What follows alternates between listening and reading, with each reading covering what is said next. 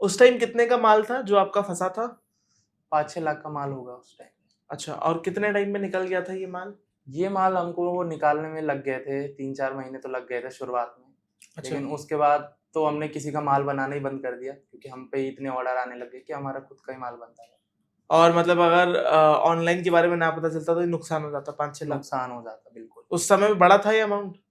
हाँ, उस टाइम तो बहुत ज़्यादा बड़ा था क्योंकि मिडल क्लास फैमिली से थे हम, तो हुँ, पापा के लिए हमारे लिए सबसे ज़्यादा बहुत ज़्यादा बड़ा अमाउंट था। ये पूरे रिलेटिव में भी इतना इतना ज़्यादा कोई अमीर अभी भी नहीं है हुँ, और अमीर उस टाइम पे भी नहीं थे इतने ज़्यादा, सब लोग मिडल क्लास से ही थे हम। हुँ, हुँ।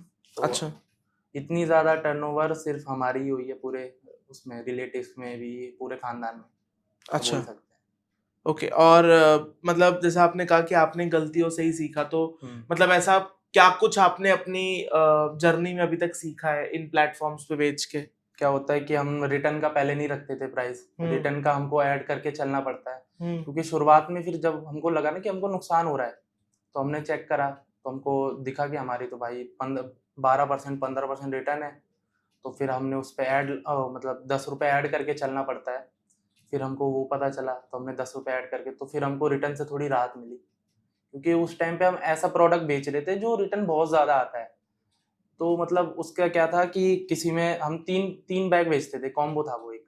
उसमें कभी 2 बैग आ रहे हैं, कभी 1 बैग आ रहा है, कभी तीनों आ रहे हैं, उसकी एक्सेसरी गायब है। तो ऐसे ज़्यादा रिटर्न आ रहे थे हमको।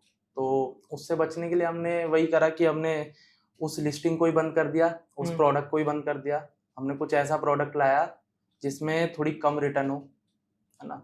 और उसके अंदर हमने ₹10 ऐड करके चले अपने रिटर्न के। हुँ, जितना भी आपका परसेंटेज बनता है उसके हिसाब से कैलकुलेट भी हो जाता है। तो हुँ। आप उतने रुपए ऐड करके चलो तो आपको दिक्कत नहीं आएगी।